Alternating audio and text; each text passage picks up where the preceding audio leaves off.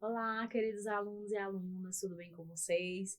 Me chamo Yara, sou professora aqui da casa, da Via Sapiens. Estarei com vocês nessa disciplina de educação ambiental, tá certo? Então, sejam bem-vindos, sejam bem-vindas, que a gente possa, nesse momento, tentar, ter o máximo de conhecimento, colocar em prática, todas as nossas vivências, que a gente possa fazer essas conexões com o que a gente sabe, com o que a gente trabalha, com essa disciplina que é extremamente importante, né? Ela é crucial, ela é plural, ela é bem transversal e está em todos os currículos, né? Está em todos os cursos de nível superior, porque justamente ela é uma política para ser trabalhada de maneira transversal, desde a educação infantil até o ensino superior, tá certo? Então, a nossa disciplina é educação ambiental, tá certo? Eu sou formada em pedagogia, em geografia, tenho especialização na área de neurociência, de educação, de direitos humanos, e meu mestrado também é com ênfase em geografia, planejamento e gestão do território, tá certo? Então, na área da educação ambiental, eu sou uma apaixonada, tá certo? Então, convido você a entrar no Saga, a mexer na plataforma, a usar tudo que tem de bom naquela plataforma, porque aquela nota também do acesso ao sistema, ela tem uma pontuação, né, extremamente relevante e importante, e os outros dois momentos que a gente vai ter, que é o fórum, né, e o nosso seminário integrador, que é o nosso momento ali ao vivo, tá certo?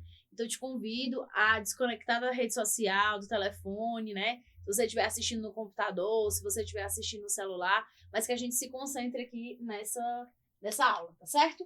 Bom, a nossa unidade 1, ela vai tratar do que seria essa educação ambiental, tá certo?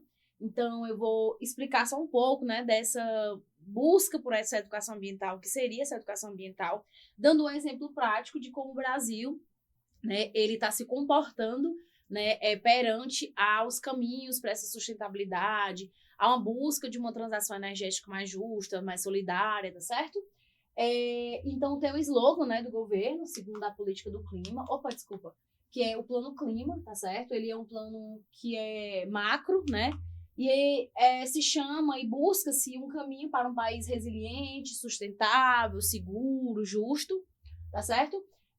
Que nós vamos construir a partir de diversos setores, dentro e fora do governo, né, com alguns mecanismos de participação social.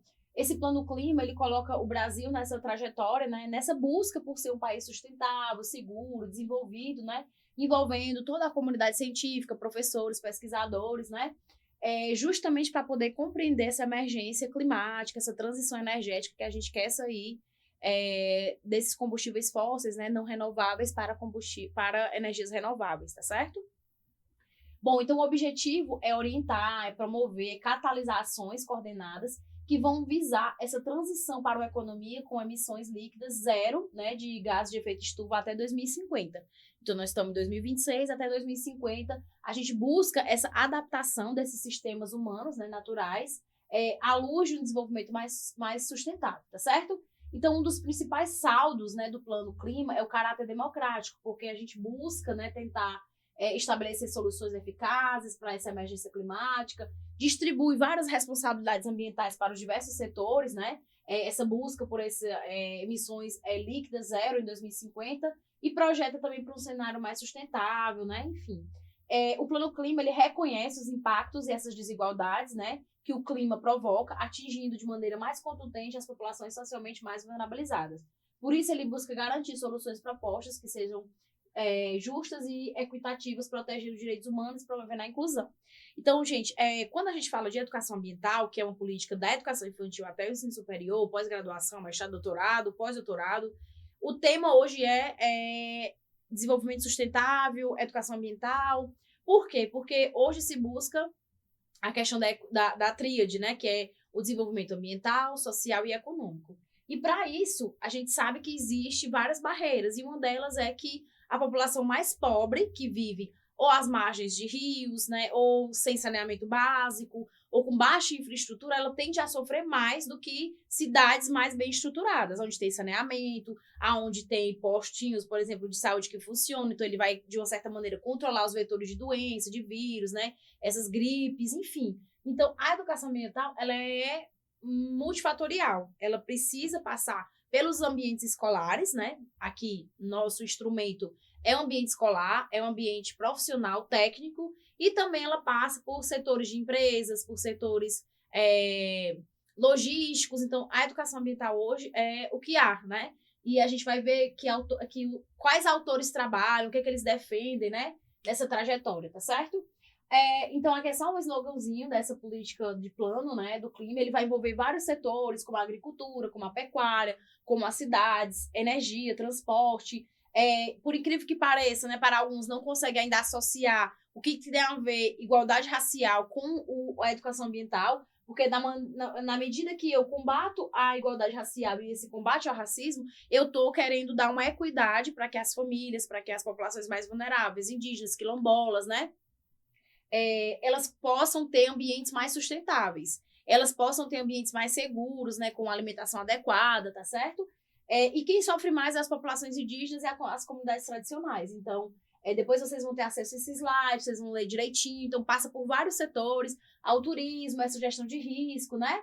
Então, é bem interessante. Aí, nós somos baseados, né, quando a gente fala de educação ambiental, por uma política maior. É como se fosse a mãe de todos. A política nacional sobre a mudança do clima, ela está em todos os órgãos, para ser nas empresas, escolas, todos os ambientes. Ela é um braço da política nacional do meio ambiente. A política nacional de mudança do clima, ela vai se preocupar, claro, com esse plano clima, que é essa questão da mitigação. Primeiro eu vou mitigar, que existe essa estratégia nacional de mitigação, são planos setoriais, e depois eu vou adaptar os ambientes. Então, primeiro eu mitigo, é como se eu fosse controlar o ambiente, né, controlar secas, controlar desmatamento, e depois eu vou adaptar esses sistemas, né, esses sistemas ambientais que a gente chama, de uma forma que ele consiga, mais a palavra, se adaptar, ele consiga se manter, ele consiga se estabilizar. Então, eu mitigo primeiro, depois eu faço a adaptação, tá certo? Uma estratégia transversal justamente para essa ação do clima. Vai ter uma transição justa, meios de implantação, educação, pesquisa, monitoramento, avaliação e transparência. Aqui só são alguns prints que eu coloquei, né, do Ministério do Meio Ambiente, porque não tem como a gente falar de educação ambiental nas escolas, nas universidades, nos centros de pesquisa e não citar o nosso maior arcabouço, né, jurídico, que é um ministério. O ministério está aí para fazer, regulamentar, cobrar, baixar a portaria, fazer decreto, justamente para que a gente consiga cumprir o que está sendo proposto dentro da Política Nacional de Meio Ambiente, dentro da Política Nacional de Mudança do Clima, dentro dos normativos que a gente tem, até da lei, por exemplo, de leis de crimes ambientais, né? Enfim, a gente tem uma série de normativos do IBAMA, de ICMBio, justamente para proteger essa fauna, essa flora, que ela é tão rica, né? E ela precisa ser adaptada. E essa disciplina de educação ambiental, nós sabemos que ela é uma disciplina para o currículo, né? Vocês, enquanto pedagogos, assistentes sociais, os recursos humanos, é uma disciplina que ela envolve várias técnicas que vocês vão ter que trabalhar, tanto com crianças, com adultos, dentro das empresas onde vocês vão atuar. Então, por isso que a gente precisa ter um panorama geral do que seria essa educação ambiental, que ela é uma coisa constante. É a reutilização do uso do copo, não ficar usando copo descartável, aquelas políticas de adote um copo, menos papel, mais livros digitais, são ações pontuais dentro de escolas, dentro de empresas que os funcionários precisam ter para a gente reduzir essa gestão, né, que a gente chama essa gestão de riscos, que é a questão do desperdício, tá certo? Então, a gente teve em maio, né, a 5ª Conferência Nacional do Meio Ambiente, que trabalhou a questão da emergência climática, né, dos desafios dessa transação ecológica, que ela é lenta e ela é duradoura, né? E aí a educação ambiental ela vai envolver vários setores, como, mais uma vez, você ter responsabilidade social e ambiental, que seria esse compromisso ético, né, de indivíduos, eu, você, colega de turma, todas essas organizações para um agir mais sustentável, né, buscando o bem-estar social, a preservação ambiental, indo além das obrigações legais e econômicas, visando o desenvolvimento sustentável, a qualidade de vida para todos, né, nas nossas gerações e as futuras, através de práticas de gestão consciente, recursos, inclusão social e respeito à legislação. É por isso que quem trabalha com a educação ambiental envolve direitos humanos, envolve uma série de legalidades, justamente porque a gente vai envolver os recursos conscientes de qualquer material que você vai utilizar. Então, quando a gente fala de educação ambiental, é um compromisso coletivo, né? É dentro de uma escola, saber gerir os recursos e os resíduos. É dentro de um hospital, né? Para os profissionais de RH, que trabalham com muita questão administrativa, né, folha de pagamento, treinamento e desenvolvimento pessoal, tem que ter uma gestão muito comprometida com a questão da equidade. Por quê? Porque a equidade é uma das bases também dos direitos humanos, porque eu preciso respeitar o outro para que eu também seja respeitado. E quem trabalha com liderança, com desenvolvimento de pessoas, sabe que você vai pegar uma equipe que você vai ter que treinar 20 pessoas, 30 pessoas, e essas pessoas, cada um é diferente do outro, né? Cor da pele, cor do cabelo, modo de falar, cultura, o meio ambiente ali que ela vive é totalmente diferente um do outro. Então, quando a gente fala de meio ambiente, nós estamos falando do todo, né? A gente tem a impressão de que é só a floresta amazônica, que é só os biomas caatinga, né? Ou os ambientes que apresentam grandes espécies endêmicas, né? Como os hotspots, que é geralmente no Cerrado, é uma grande área que a gente tem, onde só existe algumas espécies lá. Então, a gente acha que é só o verde, é só o que tem que ser cuidado. Não. O meio ambiente é o meio que você vive, é a sua casa, é a sua escola, é o seu ambiente de trabalho. Então, quando se fala em educação ambiental, é esse meio todo, não é só o verde, não, tá certo? E aí, a educação ambiental é isso, é esse compromisso, né, que eu coloco, depois vocês vão ter acesso aos slides, vocês vão ler, entender, porque aqui o professor é isso, a gente faz essa mediação do conhecimento, né? Eu pego tudo que tem lá no Saga, porque lá às vezes tem uma linguagem mais difícil, né? Algumas coisas que é mais difícil de compreender, eu transformo numa linguagem mais acessível para a gente aqui debater, dialogar nos nossos momentos, tá certo? Então aqui vocês vão ter acesso ao slide, você aproxima, diminui, da forma que você quiser, para você ter acesso a esse material, né? Mas lembrando que é isso, a educação ambiental, ela parte desse pressuposto que seria um compromisso ético, né? Uma postura responsável, transparente. E aí é que vai tendo os exemplos que nós temos, né? Das empresas que existem, as empresas da lista das 100 companhias, né? Que, tipo assim, respeitam o meio ambiente, né? Que elas priorizam os colaboradores e comunidades do meio ambiente, demonstrando ética. Se vocês forem ver hoje, Boticário, Natura, né? Essas grandes empresas que elas têm uma exploração desses recursos naturais, elas têm também essas atividades de educação ambiental dentro das comunidades, né? Faber-Castell, enfim, tem várias, né? Que elas fazem um trabalho, porque como elas exploram, elas têm que fazer um trabalho de educação ambiental, de compromisso, né? De ética, né? E aí aqui vai tendo também os planos de transformação que o Brasil, ele é palco, né? Aqui são vários, como é que eu posso dizer, práticas sustentáveis que a gente tem, né? Essa educação ambiental é um processo contínuo, por isso que essa disciplina ela está em tudo, né? Todos os níveis da educação. Tudo que você for hoje, desde a segurança pública, a saúde, a educação, a assistência social, vai envolver educação ambiental, vai envolver essa questão desses recursos. Por quê? Porque é um processo contínuo, é um processo interdisciplinar que busca formar essas pessoas mesmo críticas, conscientes, né? Para preservar o meio ambiente, para melhorar a qualidade de vida. Então, a educação ambiental, ela busca essa compreensão de você relacionar a sociedade, a economia e o social, tá? E quando eu falo de economia, é gerar energia com um custo barato, com o maior número possível de recursos renováveis, que eu não precise estar tirando tanto do meio ambiente. O social é quando eu envolvo as classes mais pobres, idosos, crianças, né, nessas atividades de participação mesmo, que elas possam ter um ambiente de lazer seguro, tudo isso é o social. E o ambiental já é a preservação, eu preservar os biomas, caatinga, o bioma amazônico, o cerrado, que está muito explorado, né? E você ter uma questão, a questão ambiental ela vai envolver essas normativas e o poder público e os órgãos, né? É muito efetivo. Tanto que tem esses órgãos de controle, como IBAMA, ICMBio, a Secretaria de Meio Ambiente, a SEMASSE, a COGE, a ANA, né? São as agências reguladoras que elas regulamentam e fazem o papel do Estado em fiscalizar, em regular, né? Outorgas de água, que é a CAGES, né, que ela faz esse trabalho, o Sobral, acho que é o SAI, né, enfim, é esse trabalho que a gente tem de regulamentar quando o Estado não pode dar uma luz, ou água, energia, ele paga uma empresa privada para, nós pagamos uma empresa privada para custear isso, e isso tem um preço muito alto. Por isso que o meio ambiente ele se envolve nesses 3 aspectos, ambiental, social e econômico, tá certo?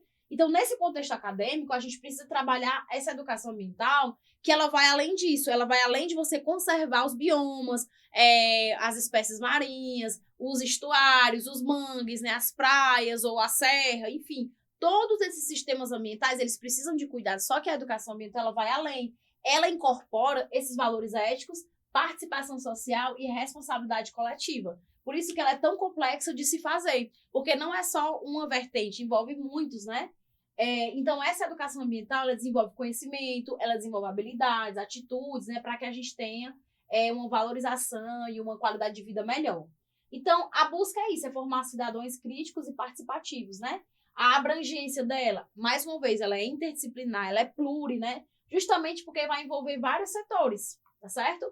Isso aqui não tem como eu falar de educação ambiental, de desenvolvimento sustentável, se eu não falar dos objetivos, os ODS, né, que são 17. O Brasil tem uma meta que é o 18º, que é contra o racismo e a discriminação racial, porque entende que está muito atrelado, né, a você, as pessoas que sofrem tipos de violência, elas estão nesses grupos, né, elas estão nesses espaços mais vulnerabilizados, sem acesso à saúde, a psicólogo, a assistente social. Então, o Brasil teve esse compromisso, né? Mas, de fato, são 17, onde cada um vai ter o seu papel, né? Vou ler aqui rapidinho, mas, enfim, isso aqui é questão que todo mundo tem que saber, porque tá em tudo, né?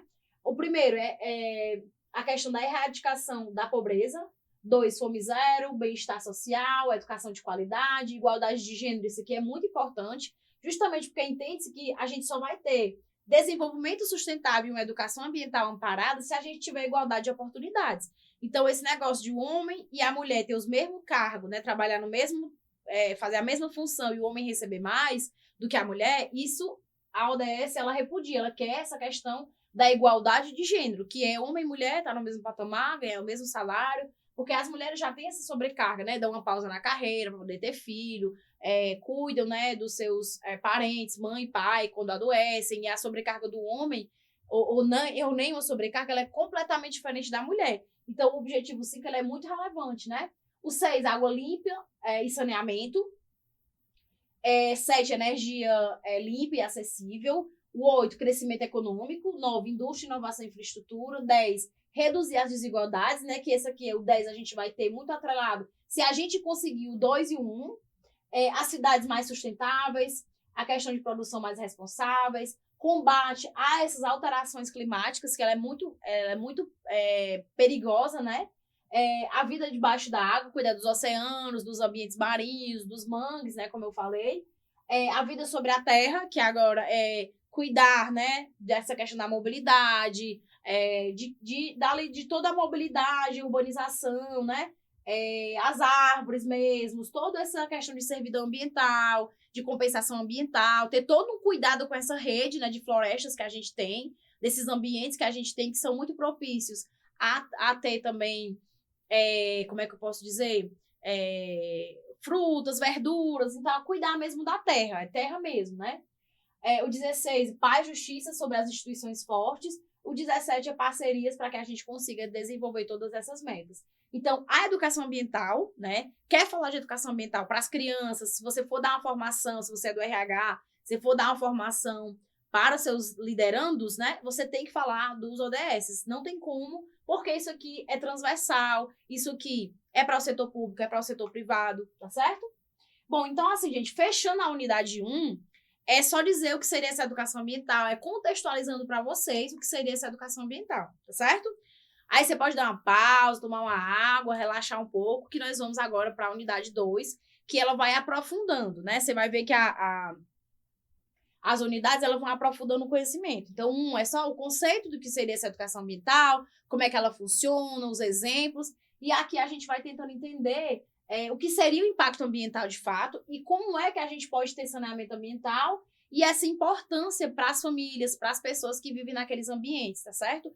Então, a unidade 2 ela é extremamente importante porque ela também traz conceitos, né? Aí aqui eu tentei colocar um quadro com uma linha do tempo, aonde foi que o homem começou a se preocupar com a questão ambiental, né? Tava lá todo mundo poluindo e tudo, aquela coisa.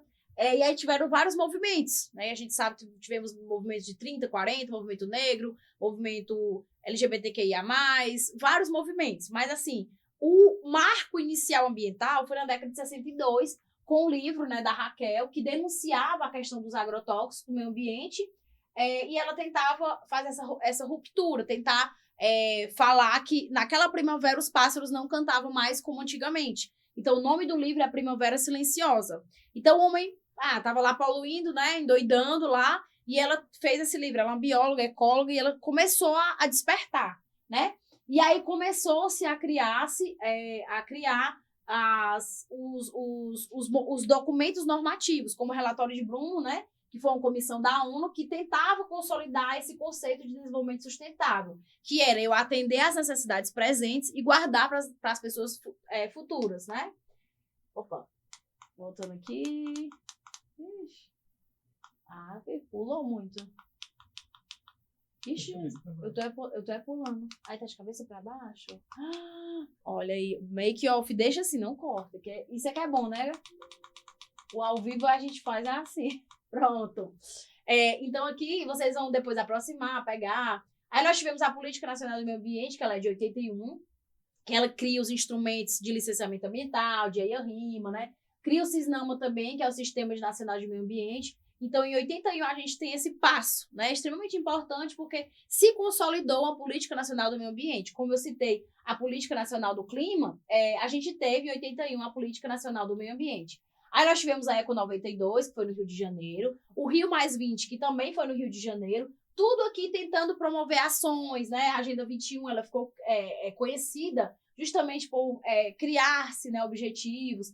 E aí, em 2012, a gente teve o Rio Mais 20. Em 2015, né, a ONU também criou-se esses 17 objetivos, né, que as nossas metas seriam até 2030, né? É aquela imagem que eu coloquei de 1 a 17, então foi se criado em 2015. E aí essa Política Nacional do Meio Ambiente, ela de 2000 até 2025, a gente teve um acirramento muito grande, né, de conflitos ambientais. Por quê? Vários problemas, mas a questão das mineradoras, né? Se vocês forem lembrar aí da tragédia de Mariana, que foi em 2015, depois de 2019, em Brumadinho, né? No Córrego do Feijão, a mineradora Vale, né? Com a Bill Clinton e outras 3 lá, elas tinham todo o acesso para poder fazer a exploração. Porém, as medidas de segurança, elas não foram respeitadas. E aí teve o rompimento da barragem, aonde morreram pessoas, animais, né? O Rio Doce, ele ainda é extremamente comprometido, né, com, como é que posso dizer, metais pesados, e a população, tanto de Mariana quanto de Brumadinho, sofre até hoje, né, com questões de saúde, câncer, porque ingere a água e a água não está limpa ainda, porque para tirar o minério de ferro, né, dentro da água demora, né, não é assim 10 anos, 5 anos, então tem que ter um longo trabalho, né, para poder limpar aquela água, e infelizmente os ribeirinhos e as famílias que vivem lá, elas precisam de abastecimento de água. Então, se você vai colocar na internet, você vai ver vários horrores aí, né? Inclusive, acho que ano passado o Fantástico fez uma matéria que depois de ainda de alguns anos, algumas famílias ainda estão sem casa, ainda perderam seu território, perderam a sua identidade, porque não se reencontraram ainda, né? Enfim. Então, esses avanços, a gente busca essa questão do fortalecimento do licenciamento ambiental, do desmatamento, né? E a gente busca, né? Eu que sou uma ativista, sempre fui dessa fiscalização de políticas públicas, a gente vê o quanto ela retrocede e acelera, né? No governo anterior, nós tivemos muito caso de desmatamento, de queimadas, de garimpo ilegal, né? E nesse governo tem, sim, uma preocupação maior, tanto que os índices eles diminuem de desmatamento, de garimpo, né? A questão dos Yanomamis, ela foi resolvida, né, de certa forma. Então, assim, tem toda uma assistência técnica, né? Tem a saúde indígena, tem vários programas que ajudou-se a consolidar e a diminuir esse fluxo, né, tão desgastante que é a questão dos conflitos minerários, agrários, né, dentro desses territórios que é norte, nordeste, né? Nessas regiões que elas têm ali um grande potencial, né, desses recursos econômicos, né, e naturais. A COP30, que foi em 2025, né, agora em novembro, no Pará, foi a Conferência do Clima, né, onde a gente tratou sobre a Amazônia, né, nesse sul global. Então, assim, depois vocês verem, eu coloquei, acho que no final dá alguns links, né, do que foi resolvido, a conversa que teve lá, teve protesto, teve um monte de... Assim, tem autores da geografia, da antropologia, que não acreditam, né, essas reuniões, né? Acreditamos que a COP30 vai ficar igual a Rio+20 e a Rio92, que bota todos os países, vamos discutir a questão climática, mas depois não tem nenhum avanço. Por quê? Porque os países querem cada vez mais utilizar desses recursos naturais de outros países e poluir e ficar rico, né? Hoje em dia o que importa basicamente é isso, né? Então, vamos ver aí o que dá. Essas perspectivas ambientais para 2026, continua essas metas climáticas, continua a transição energética, essa busca por essa revisão de políticas ambientais, ela é constante, né? Porém, depende muito do governo, do gestor, né? Dessas políticas públicas para poder tentar organizar, né? A nossa ministra, ela é a Marina Silva, e ela tem uma atuação forte, mas também ela é muito criticada, né? Porque ela coxa ali, depois ela cede, né, para as mineradoras, enfim. Eu tô voltando, gente. Tô com problema com esse bicho, Gustavo. É pra cá, mulher. Pronto. Aí a gente vai tratar, lembra que a unidade 2 é o que é impacto ambiental e como é que a gente pode ter uma resposta a isso? O impacto ambiental, ele corresponde a isso, a qualquer alteração, né, que a gente vai fazer no ambiente, pode ser positiva ou negativa. Por exemplo, quando se instala uma empresa para poder usar, ou essas mineradoras, né? Vocês acham que quando as mineradoras chegaram lá, elas chegam com essa proposta de quê? Nós vamos gerar emprego, nós vamos gerar renda. Então, para a comunidade é uma coisa positiva. Só que a longo prazo começa os conflitos por terra, os conflitos por salário, trabalhos e jornadas de trabalho muito exaustiva, né? Que aí a comunidade já se incomoda. Assim, são muitos problemas. Então, mais o impacto ambiental, ele pode ser positivo ou negativo, né?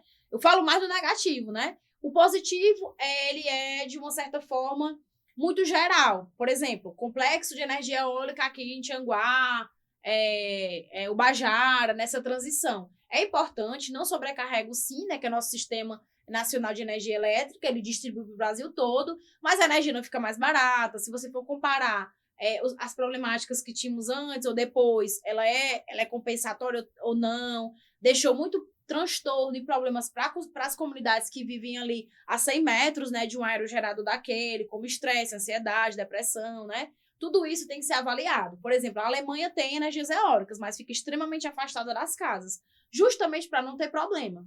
Porém, o Brasil, como é um país muito desigual, com muitos aparatos que têm que ser ainda resolvidos, tem famílias e casas que o aerogerador é 100 metros, 150, 200 metros da casa. E aí, as comunidades tradicionais relatam que é um avião que nunca pousa, aquele barulho ali toda hora, que isso vai gerando esse estresse, essa ansiedade, né? Eu falo isso, gente, com muita firmeza e propriedade, porque o meu mestrado foi em energia renovável, mas analisando, né, o impacto do complexo eólico aqui em Tianguá-Ubajara, nas comunidades de Jaburuna, Queimadas, né? Então, assim, tem vídeo, tem relatos. A minha dissertação, ela é livre, né, para download pelo site da UVA, justamente porque a gente fez essa análise, né? Importante, sim, essa transação energética, mas, assim, que cuide das famílias, né? Que não desrespeite o direito delas lá, tá certo? E não só eu como pesquisadora, como professora, né? Eu vou citar aqui alguns professores que trabalham e que denunciam essas violações de direitos, né? A academia e a universidade, né? A pesquisa, ela é para isso, para você apontar o erro e apontar as soluções, né? Lá na minha dissertação, né? Tive participação de vários professores justamente para isso. Aí tem outros colegas que já estudam outro tipo de impacto, né? Já estudam a energia, o hidrogênio verde, né? Que é no Porto do Pecém. Outros colegas já estudam outros tipos de conflitos, né, agrários, por terra, movimentos, né? Mas a pesquisa, ela funciona para isso, para a gente ter um aparato ali científico, né?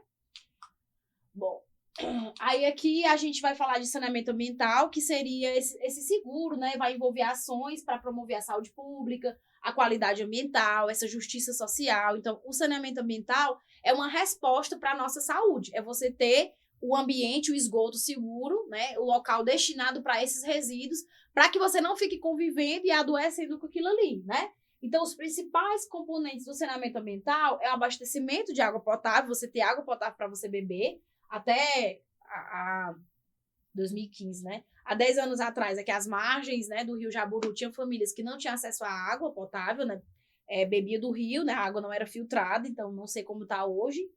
Coleta de tratamento de esgoto, o manejo desses resíduos sólidos, essa drenagem urbana e o controle de vetores de doença, né? Então, tudo isso, se as famílias, se a comunidade tiver, ela tem a ter uma expectativa de vida maior, né? Ter menos problemas de saúde. Bom, e a importância dessa questão socioambiental para que é? Porque se a gente tiver, a gente vai reduzir doenças como dengue, cólera, né? Leptospirose, protege os rios, protege os solos, os aquíferos, diminui essas desigualdades sociais, porque em vez de uma pessoa estar doente com esses problemas, ela está trabalhando, ela está ali na economia, né? Melhora a qualidade de vida da população, enfim. E essa ausência do saneamento ambiental, ela tende a estar sempre nas comunidades mais pobres, o que reforça a ideia de que nós temos desigualdades sociais e ambientais, tá certo? Aí tem o outro panorama, né? Ele falou de coisa ruim, agora falar de coisa boa.